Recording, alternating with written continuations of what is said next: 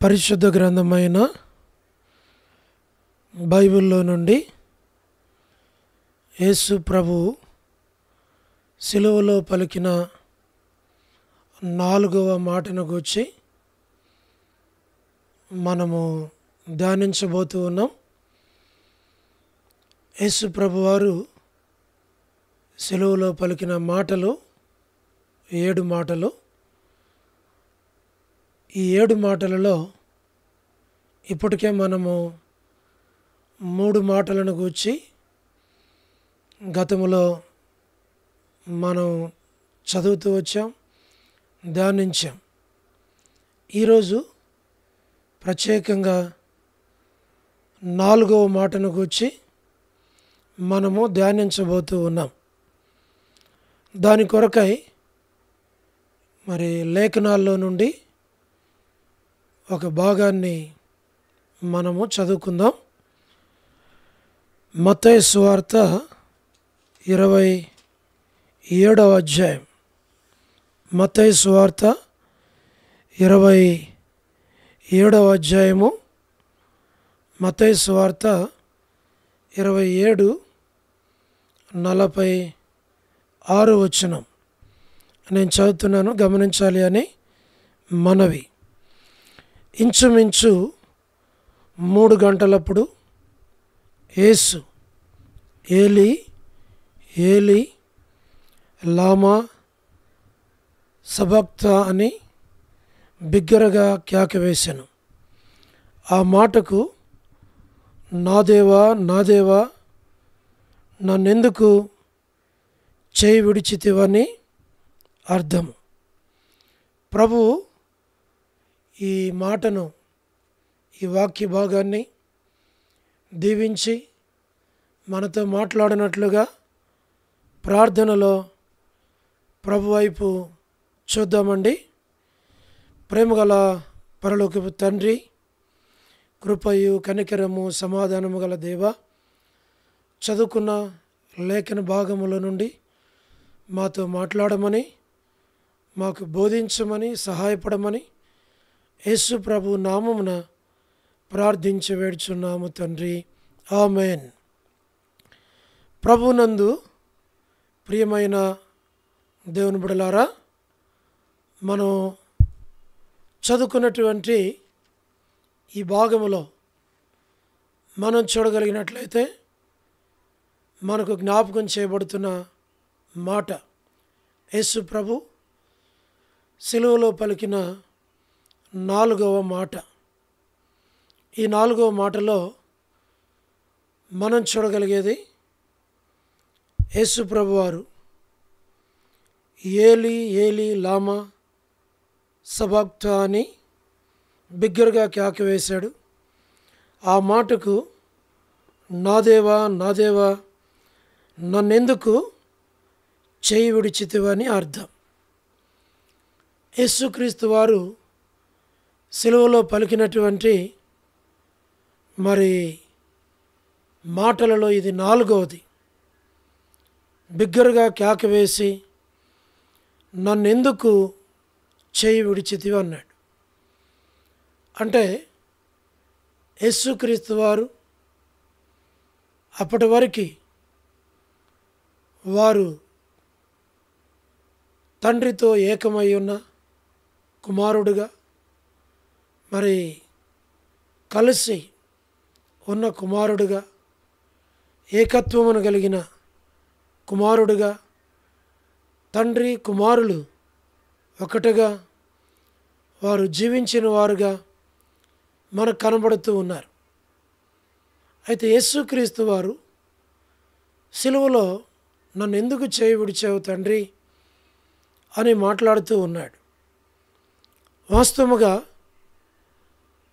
ఈ మాట మనకి ఏమి జ్ఞాపకం చేస్తుంది అని అంటే, మరి తండ్రి కుమారుడి నుండి ఎడబాసినట్లు, కుమారుడు తండ్రి నుండి వేరు చేయబడినట్లు మనకు అర్థమవుతూ ఉంది. నన్ను ఎందుకు చేయి విడిచావని అడుగుతున్నాడు కుమారుడు తండ్రిని. కుమారుడు తండ్రి చేతిని తండ్రి చేతి నుండి దూరమైనట్లు, తండ్రి కుమారుని చేతిని విడిచినాడు అన్నది మనకు అర్థమవుతూ ఉండగా, ఈ 4వ మాట తండ్రికి కుమారునికున్న ఎడబాటు మనకి జ్ఞాపకం చేయబడుతూ ఉంది. వాస్తవంగానే తండ్రి తన కుమారుణ్ణి ఎడబాశాడు. తండ్రి తన కుమారుని విడిచిపెట్టాడు. తండ్రి తన కుమారుని విషయంలో మరి కఠినమైనటువంటి నిర్ణయము అని మనం అనుకోవచ్చు. కుమారుని విడిచిపెట్టుటలో ఎందుకు విడిచిపెట్టాడు? కుమారుని మీద ప్రేమ లేకనా? తండ్రి కుమారుణ్ణి ప్రేమించలేదా? మరి ఎందుచేత విడిచిపెట్టాడు? కుమారుడు కూడా ఎందుకు అడుగుతూ వచ్చాడు, తండ్రి నన్ను ఎందుకు నా చేతిని వదిలిపెట్టావు, నాకెందుకు ఈ ఎడబాటు అనే మాట కుమారుడు మాట్లాడుతూ వచ్చాడు. ఇక్కడ మనం గ్రహించాల్సింది, అర్థం చేసుకోవాల్సింది ఏంటి అని అన్నప్పుడు, దేవుని వాక్యములో మనం చూడగలిగితే అనేకమైన అద్భుతమైన మరి సత్యాలు మనకి కనబడుతూ ఉంటున్నాయి. ఆ సత్యాలు మనం చూడగలిగినట్లయితే, యేసుక్రీస్తు వారు యెషయా గ్రంథం 53వ అధ్యాయంలో, ఆ అధ్యాయం అంతా కూడా మనం చదవగలిగితే యేసుక్రీస్తు వారిని గుర్చిన ప్రవచనం. యేసుక్రీస్తు వారు ఎండిన భూమిలో లేత మొక్క వలె పెంచబడుతూ వచ్చాడు. కానీ మనుషులు చూడనలన్న వాడుగా, తృణీకరించబడిన వాడుగా, వ్యసనాకాంతుడుగా, శిక్షకు మరి గురి చేయబడినటువంటి వ్యక్తినిగా, అన్యాయపు తీర్పు పొందినటువంటి వాడుగా, బొచ్చు కత్తిరించు అని ఎదుట గొర్రెపిల్ల ఎలాగూ మౌనంగా ఉంటుందో అలాగూ యేసుక్రీస్తు వారు మౌనంగా ఉండటం, మన సమాధానార్థమైన శిక్ష ఆయన మీద పడటం, ఈ 53వ అధ్యాయం అంతా కూడా మరి లేఖనాలు నెరవేర్చిన దేవుని కుమారుడు అని మనకు అర్థమవుతూ ఉంది. అంతేకాదు, యేసుక్రీస్తు వారి ఈ మాట పలికినప్పుడు మరి చీకటి కమ్ముట మనం చూడగలుగుతూ ఉన్నాం. యేసుక్రీస్తు వారు నన్ను ఎందుకు చేయి విడిచావు తండ్రి అన్న సమయం మధ్యాహ్నం మరి ఆ 3 గంటల సమయంలో మరి అంత లోకమంతా చీకటిమయం అవుతూ వచ్చింది. అంటే కీర్తనలో వ్రాయబడినటువంటి మాట మనం చూడగలిగినట్లయితే, మరి 88:18లో చీకటియే నాకు బంధువర్గమాయను. దేవుడు తన కుమారుని ద్వారా లేఖనములను నెరవేర్చేటువంటి మరి ఈ యొక్క పనిని కుమారుడు చేస్తూ ఉన్నాడు. లేఖనాల్లో రాయబడింది, చీకటియే నాకు బంధువర్గమాయను. అంటే యేసుక్రీస్తు వారు సిలువలో ఉన్నప్పుడు ఈ మాట పలికినప్పుడు చీకటిమయం, చీకటి కమ్ముతూ వచ్చింది. అదే మనం చూడగలిగితే కీర్తన 22 మరి 1వ వచనం నుండి చూడగలిగితే, నా దేవా నా దేవా నన్నెందుకు చేయి విడిచితివి అన్నటువంటి లేఖనాలు నెరవేర్చబడుతూ వచ్చాయి. అంటే మనం అర్థం చేసుకోవాలి, యేసుక్రీస్తు వారు ప్రవచన పుత్రుడు అని మనకి అర్థమవుతూ ఉంది. పాత నిబంధనలో ఉన్న లేఖనాలు నెరవేర్చాడు. ఆ లేఖనాలు నెరవేర్చబడటానికే దేవుడు తన కుమారుని చేతిని విడిచిపెట్టాడు. అంతేకాదు, ఆ చీకటి దేన్ని జ్ఞాపకం చేస్తుంది అని మనం చూడగలిగితే, ఆ చీకటి మరి మానవుని యొక్క పాప జీవితం. ఎవరైనా కూడా మరి చీకటిని అంటే పాపపు క్రియలు, పాపపు మాటలు, పాపపు పనులు, పాపమునకు సంబంధించినటువంటివి జరిగించేది, మాట్లాడేది అవి చీకటిలోనే. అంటే పాపం అనేటువంటిది చీకటికి గుర్తుగా ఉంది. అంటే యేసుక్రీస్తు వారు దేవుని కుమారుడు, ఆయన నీతి సూర్యుడు.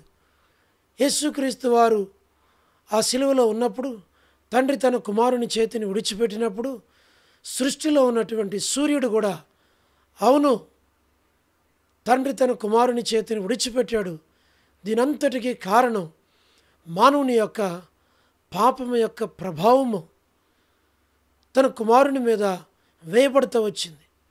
ఏ పాపం ఎరిగినటువంటి యేసుక్రీస్తు వారు మరి మనం చూడగలిగితే ఆయన ఎలాగూ చేయబడుతూ వచ్చాడు అనేది చూడగలిగితే 2 కొరింథీ 5వ అధ్యాయం 21వ వచనములో, ఎందుకనగా మనం ఆయన యందు దేవుని నీతి అగునట్లు ఎరుగని ఆయనను మన కోసము పాపముగా చేశాను.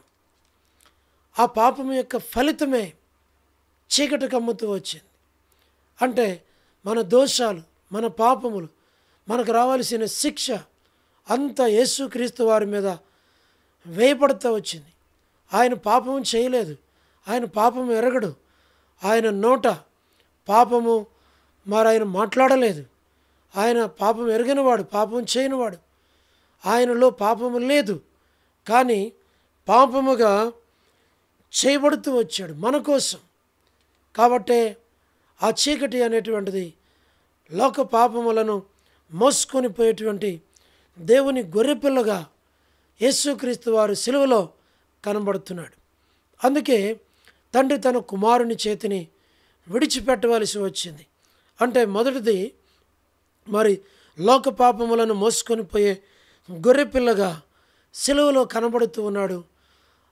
కాబట్టి తండ్రి తన కుమారుని చేతిని వదిలిపెడుచూ వచ్చాడు. అంతేకాదు ఎఫెసీ 5:2లో కూడా మనం జ్ఞాపకం చేసుకున్నట్లయితే ఎఫెసీ పత్రిక 5వ అధ్యాయం 2వ వచనములో మనం చూడగలిగితే శ్రేష్టమైన మాట మన జ్ఞాపకం చేయబడుతూ ఉంది. క్రీస్తు మిమ్మల్ని ప్రేమించి పరిమళ వాసనగా ఉండుటకు మన కొరకు తను తాను దేవునికి అర్పణముగాను బలిగాను అర్పించుకొనెను. అలాగే మనం చూడగలుగుతాం, అర్పణగా బలిగా అర్పించుకున్నాడు. యేసుక్రీస్తు వారు మన కొరకు ఆ సిలువలో బలి పశువుగా వధించబడ్డాడు. కాబట్టి అలాగ వధించబడటానికే తండ్రి తన కుమారుని చేతిని వదిలిపెట్టాడు. యోహాను సువార్త 1:29లో లోక పాపములను మోసుకొని పోయే దేవుని గొర్రెపిల్లగా ఆయన వధించబడుతూ వచ్చాడు. అంతేకాదు మరి మన యొక్క పాపపు శిక్షను ఆయన భరిస్తూ వచ్చాడు. ఆ శిక్ష భరించటానికే తండ్రి అయిన దేవుడు కుమారుని యొక్క చేతిని వదిలిపెడుతూ వచ్చాడు. గలతీ 3వ అధ్యాయం 13 నుంచి 14 వచనాల్లో చూస్తే ఆయన మన కొరకు శాపగ్రాహిగా చేయబడుతూ వచ్చాడు. కాబట్టే ఆ శాపగ్రాహిగా చేయబడ్డాడు కనుకనే తండ్రి తన కుమారుని చేతిని విడిచిపెడుతూ వచ్చాడు. మనము దేవుని నీతి అగునట్లు, మనము నీతిమంతులుగా తీర్చబడటానికి రోమీయులకు రాసిన పత్రికలో మనకు జ్ఞాపకం చేయబడుతూ ఉంది. 4వ అధ్యాయం 25వ వచనములో ఆ మాట మనకు జ్ఞాపకం చేయబడుతుంది. ఆయన మన అపరాధముల నిమిత్తం అప్పగింపబడి మనం నీతిమంతులుగా తీర్చబడుటకై లేపబడేను. అంటే అప్పగించబడింది ఎందుకు అనంటే, తండ్రి తన కుమారుని చేతిని విడిచిపెట్టింది ఎందుకు అనంటే, మనము నీతిమంతులముగా తీర్చబడాలి. ఒకవేళ తండ్రి తన కుమారుని చేతిని విడిచిపెట్టకపోతే మనం నీతిమంతులుగా తీర్చబడలేం. ఈ కార్యం జరిగించడానికే తండ్రి తన కుమారుని చేతిని విడిచిపెడుతూ వచ్చాడు. అంతేకాదు మనం ఆయన కుమారులంగా, ఆయన బిడలంగా, ఆయన స్వాస్థ్యముగా, ఆయన జనముగా, ఆయన సొత్తుగా, ఆయన ప్రజలుగా మనము చేయబడాలి అని యోహాను సువార్త 1:12 ప్రకారం ఆయన పిల్లలుగా చేయబడటానికి తండ్రి తన కుమారుని చేతిని విడిచిపెట్టాడు. కాబట్టి ఇవన్నీ మనం జ్ఞాపకం చేసుకున్నట్లయితే మనకి కొలస్సీ పత్రిక 2వ అధ్యాయము 13, 14, 15 వచనాల్లో శ్రేష్టమైనటువంటి మాటలు మనకు కనబడుతూ ఉన్నాయి. కొలస్సీ పత్రిక 2వ అధ్యాయము మరి ఆ మాటలు 13, 14, 15 కలిసి ఉన్నాయి. మరియు అపరాధముల వలనను శరీరమందు సున్నతి పొందక యుండుట వలనను మీరు మృతులై ఉండగా, దేవుడు రాతరూపకమైన ఆజ్ఞల వలన మన మీద రుణముగా మనకు విరోధముగాను నుండిన పత్రమును మ్రేకులతో సిలువకు కొట్టి దాని మీద చేరాతను తుడిచివేసి మనకు అడ్డము లేకుండా దానిని వెత్తివేసి మన అపరాధములన్నిటికీ క్షమించి ఆయనతో కూడా మిమ్మల్ని జీవింప చేసేను. అంటే ఇక్కడ మనం చూడగలిగినట్లయితే యేసుక్రీస్తు వారు ఆయన ప్రధానులను, అధికారులను, నిరాయుధులనుగాను చేసి సిలువ చేత జయోత్సాహముతో వారిని పట్టి తెచ్చి బాహాటముగా వేడుకకు కనపరిచెను. కాబట్టి యేసుక్రీస్తు వారు ఆ యొక్క పాపపు పత్రమును సిలువలో రేకులకు కొట్టబడినట్లుగా యేసుక్రీస్తు వారు అలా కొట్టబడుతూ వచ్చాడు, దానిని తీసివేసినాడు. కాబట్టి ఈ కార్యమంతా చేయటానికి తండ్రి అయిన దేవుడు తన కుమారుణ్ణి విడిచిపెట్టాడు. మన జ్ఞాపకం చేయబడుతూ ఉంది. అంటే ఎందుకు చేతిని విడిచాడు అని అంటే లేఖనాలు నెరవేర్చబడటానికి, దేవుని కుమారుడిగా రుజువుపరచబడటానికి, తిరిగి మనము మన సమాధానార్థమైన శిక్ష ఆయన మీద పడుతూ వచ్చింది. యెషయా గ్రంథం 53వ అధ్యాయం 5వ వచనంలో. కాబట్టి ఇవన్నీ కూడా ఆయన భరించి మనలను నీతిమంతులుగా తీర్చి ఆయన కుమారులుగా చేసి ఆయన స్వాస్థ్యముగా చేసి మనలను ఆయన ఎదుట నిలబెట్టడానికి ఈ కార్యమును ఆయన చేస్తూ వచ్చాడు. అందుకే ఈ మాట పలుకుతూ వచ్చాడు. ప్రియ స్నేహితుడా, సహోదరి, నువ్వు ప్రభువైన యేసుక్రీస్తును అంగీకరించావా? రక్షించబడ్డావా? మారు మనసు పొందావా? పాప క్షమాపణ అనుభవానికి వచ్చావా? నీ పాపాలు క్షమించబడ్డాయా? నీ జీవితం మార్చబడిందా? వ్యక్తిగత రహస్య జీవితంలో రక్షకుడైన యేసుక్రీస్తు వారిని అంగీకరించావా? ఒకవేళ అంగీకరిస్తే నీ పేరు జీవగ్రంథంలో ఉంటుంది. నువ్వు దేవుని బిడ్డవుగా ఈ లోకంలో జీవించాలని కోరుతూ ఉన్నాడు. లేనట్లయితే ఇప్పుడే తీర్మానం చేసుకొని యేసుక్రీస్తు వారిని నీ హృదయంలోనికి చేర్చుకుంటే నువ్వు దేవుని కుమారుడు అవుతావు, నిత్య రాజ్యానికి వారసుడు అవుతావు. ఒకవేళ నువ్వు రక్షించబడితే అనుదిన జీవితంలో దేవుని చేతిని విడవకుండా దేవుని పనిలో దేవుని కొరకు నమ్మకంగా జీవించు. వాక్యం చదువుటలో, ప్రార్థన చేయుటలో, స్వార్థ ప్రకటించుటలో, సాక్ష్యము చెప్పుటలో, ప్రభు కొరకు సాక్షిగా జీవించేటువంటి జీవితాన్ని కలిగి జీవించు.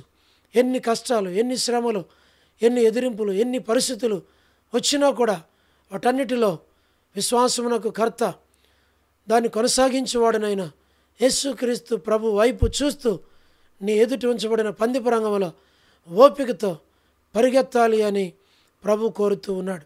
అలాగున ప్రభు మిమ్మును, మీ కుటుంబాలను దీవించునుగాక. యేసుక్రీస్తు వారు సిలువలో నా దేవా నా దేవా నన్నెందుకు చేయి విడిచావు అని అంటే తండ్రి తన కుమారుని చేతిని విడిచాడు. నీ చేతిని, నా చేతిని, మన చేతిని పట్టుకున్నాడు. మనం దేవుని చేతిలో ఉన్నాం. అందుకని రాయబడుతూ వచ్చింది, నా చేతిలో నుండి మిమ్మల్ని ఎవడో అపహరింపగలడు అని. నేను ఆయన చేతిలో ఉండాలని, శాశ్వతంగా ఉండాలని, ఆయన రాజ్యంలో ఉండాలని, ఆయనతో మనము మన కుటుంబాలు ఉండాలి అని తండ్రి అయిన దేవుడు తన కుమారుని చేతిని విడిచి నన్ను పట్టుకున్నాడు. ఈనాడు నేను దేవుని చేతిలో ఉన్నాం. కాబట్టి ఇది మన గొప్ప ధన్యత. ఇటు ధన్యత కలిగిన ప్రజలుగా ఆయన కొరకు మనం జీవించాలని ప్రభు కోరుతూ ఉన్నాడు. అలాగున ప్రభు సహాయపడునుగాక. ప్రభు ఈ కొద్ది మాటలను దీవించునుగాక. ప్రార్థన చేసుకుందాం.